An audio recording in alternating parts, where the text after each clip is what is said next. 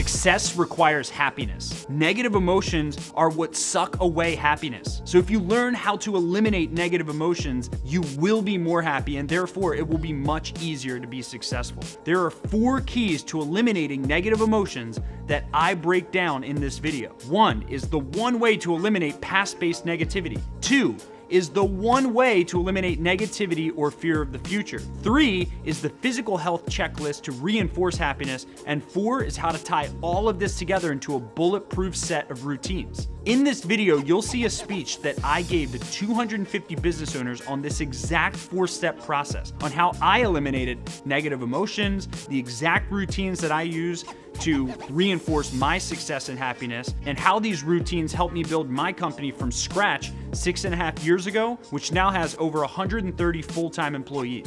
I got so much positive feedback from this speech that I had to reshare it. People told me this 4-step process literally doubled their happiness. I hope it'll do the same for you. So make sure you watch until the end of the video to get the entire 4-step training, and enjoy. Please stand, put your hands together. Help me welcome to the stage, Mr. Bill Hauser! Oh my God. This is unreal. I mean, holy crap. Yeah, now I just found out I'm one of the most brilliant business minds in the world. So, you know, thanks for that. A lot of you who've been with us for a long time know that I have meditated for a very long time. Meditation to me is like absolutely mission critical to calm, peace, conviction, and clarity. So what I want to start with is everyone practicing a quick meditation, just literally closing your eyes and detaching from, but being aware of the thoughts that pop up once you close your eyes. So this is what I like to call a resistance meditation. Typically, when we leave ourselves with our own thoughts, the thoughts that typically pop up first are resistance-based thoughts. And those who can detach from those resistance-based thoughts are typically going to be the ones that are more resilient and are able to see these resistances but not become them. So we're going to close our eyes really quickly. Observe thoughts pop up. You're not going to try and change them. I wonder if this person's going to quit. I wonder if I have enough money for that X. This problem isn't going away. When a thought pops up, you're going to smirk at it, and then you're going to let go of it. In business, as leaders, we are compensated for our emotional strength. Because one thing is guaranteed in business, there are going to be problems. Your response to problems is the sign of your emotional strength. If your default response to problems is feeling anxiety, feeling helpless, feeling like, oh, it just keeps repeating, these problems just keep popping up, versus someone else's response to problems is, bring it on. Yeah, I've seen this before, no biggie. Oh, you know, we've had a problem like this before, we can get through it. Who's gonna win? Throughout this entire event, you're gonna have thoughts, all these things you need to fix. Well, this isn't good enough, this isn't good enough, this isn't good enough, this isn't good enough. So what I've found in my years and years of meditation is that there are 2 things that cause this negative association to resistance, and there's only really 2 categories of it, and it's resistance of the past or resistance of the future. So there's either something in the past we haven't confronted and let go of, or there's something in the future that we're asking ourselves what if questions about. What if this doesn't go right? What if this fails? What is the seedling of a negative emotion? Because why are we doing all this anyway? Peace, family. We're doing it because we want to feel good. We want to feel good about our lives. We want to be in a great emotional state. What I've found is that there's a process we all can go through to relabel the things in the past that are causing us to feel negative emotions and the things in the future that are causing us to feel negative emotions. When we're looking at the past with a negative emotional state, we're typically doing it from a place of regret or a place of this didn't go right, shame, right? These aren't good emotions. They're not productive emotions. How do we take our associations with the past, if they're negative, and crush them? What is the emotion that crushes all negative associations with the past? Everyone say gratitude. Okay? Gratitude is a positive emotional state that you can tie to your past. Can you find a way to be grateful for anything in your past? This is your choice. I can find a way to be grateful for anything in my past. In the future, we ask ourselves what if questions. What if this doesn't work? What if I run out of money? What if this person quits? What if all my goals don't happen? Whatever. Those are future-based questions. How do we crush future-based questions? Now, this is a brand new concept. What is the emotion that crushes future-based anxiety? If gratitude crushes past-based anxiety, what crushes future-based anxiety? Abundance, confidence, vision, positivity, preparation. What I've found is that there's a 3-step process that literally self-engineers fear. Indecision, doubt, fear. Anything that you are being indecisive about will create doubt. Doubt will create fear. What is that? What does that actually mean? Well, it means lack of certainty is what creates future-based fear. Lack of certainty is, like David just said, lack of faith. There's something you're not believing is going to go right in the future. So the emotion that crushes future-based anxiety then is the emotion of certainty. The emotion of certainty stems from decisiveness. Decisiveness then leads to the opposite of doubt. Decisiveness leads to certainty. Certainty, if you are absolutely certain of an outcome, emotionally, physically, mentally, if it's in your cells and you're operating with certainty, you'll do what others won't do, and you'll do it from a state of abundance and positivity. What I want all of us to take a moment to crush in ourselves is those past-based feelings and those future-based feelings that are holding our firms back. The person that's beating you is just more certain than you or more grateful than you. So let's change that. And let's ask ourselves the questions, what are 5 things I'm grateful for? And we're just going to write down 5 things that we're grateful for. And things that you're grateful for are always going to be things in the past because they have to have happened or in the present moment. For me, I'm grateful for having my wife and my daughter here today. I'm grateful for the team organizing this event with none of my input. I'm grateful for getting to spend time with my clients, which is one of the highlights of my quarter. I'm grateful for this present moment, the fact that I'm healthy. What are 5 things that you're grateful for? Take a quick moment and write those 5 things down. You can start writing down up to 10 goals that you have for the future of your firm, of your life, of your health. Why are we doing this? We're doing this to create certainty, that emotion of certainty. So your goals aren't, I have to do this, they're, I get to do this. They're goals you're going to write down from an emotion of certainty, not an emotion of, oh man, I'm so far off of this. Emotion of certainty is, I know this is going to happen. I'm writing down a future truth. This is going to happen. I am going to weigh X and be X body fat. I am going to hit this in revenue and this in profit in my firm. I am going to have a vacation property in X area. I am going to be able to travel to X countries. You're doing this from an emotion of certainty. I want you to look at those gratitudes that you just wrote down and the goals that you just wrote down, and I want you to actually feel, like read one of your gratitudes out loud to yourself, actually feeling the emotion of gratitude as you read it. So you read one thing you wrote you were grateful for, and you actually feel grateful as you read it.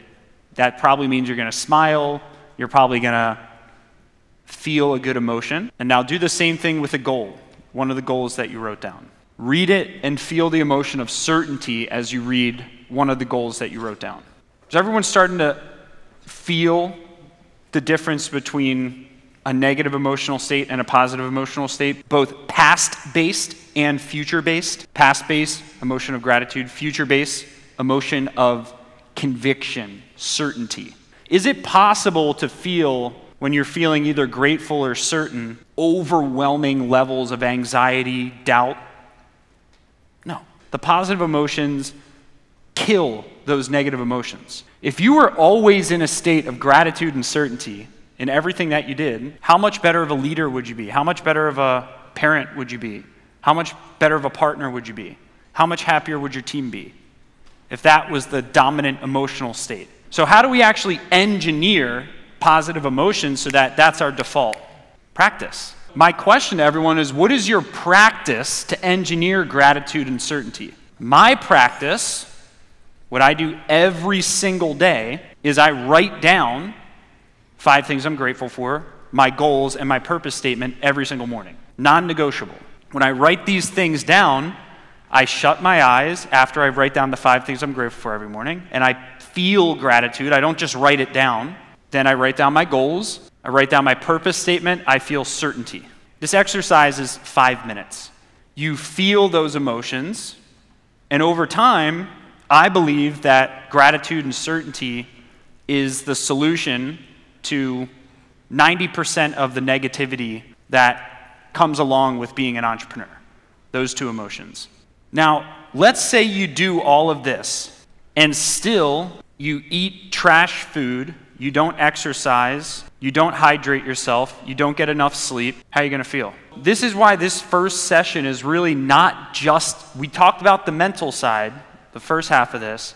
Now we're going to talk about the physical side. Because your physical body, as we all know, is the vessel through which everything happens. Like your brain, which produces the positive emotions, is a physical object. You can hold a brain. It is made up of matter. So my question next, what I want us all to go through, so first under healthy meals, did you have healthy meals this last Sunday, Monday, Tuesday, Wednesday, Thursday, and thus far today? So just put a mark in the box for every day that you did eat. Do the same thing for 8 hours of sleep. Let's do the same thing for exercise. Let's do the same thing for walking outside, and then let's do the same thing for rest after work. How many of you are not consistently exercising? My recommendation is the first box that you should write at the top of this is exercise. Then you're going to basically put in which days of the next week are you going to exercise. Then ask yourself, over the next week, how many times am I going to eat quality meals and track my calories? I'm just giving you ideas that you can write in your own list for your own personal habit commitments. And I want us to take some of these ideas of habits that we wanted to start doing, and I want us to turn them into routines.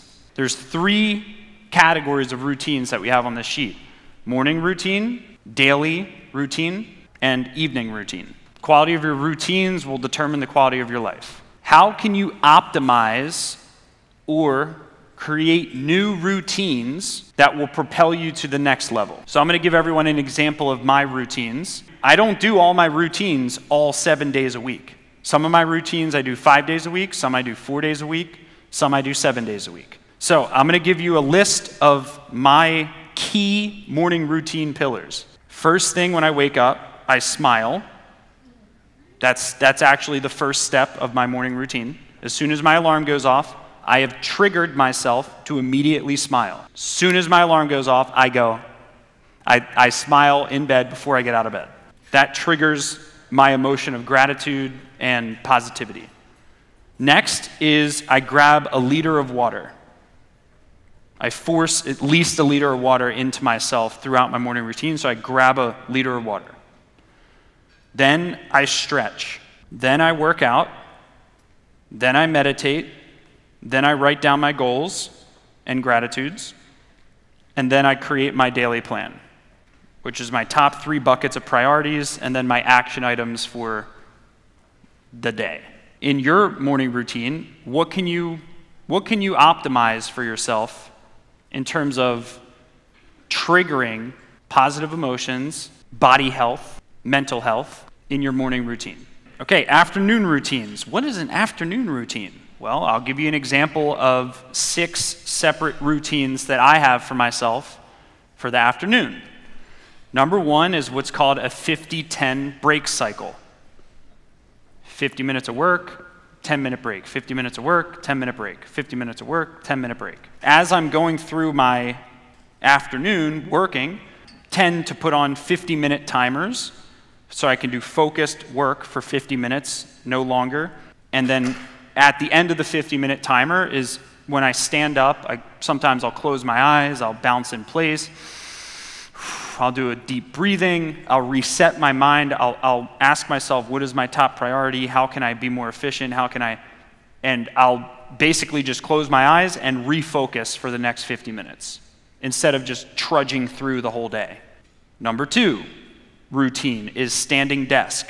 So I want at least 2 to 2.5 hours on my standing desk before I hit afternoon. Number 3, I always try to do an outdoor walk.